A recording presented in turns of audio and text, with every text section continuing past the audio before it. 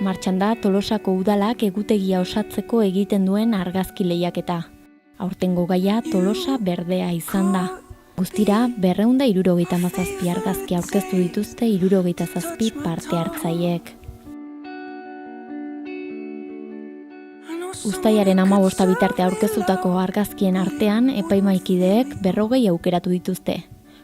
Horietatik herritarren bozka gehien jasotakoa izango da egutegiko azaleko argazki nagusia.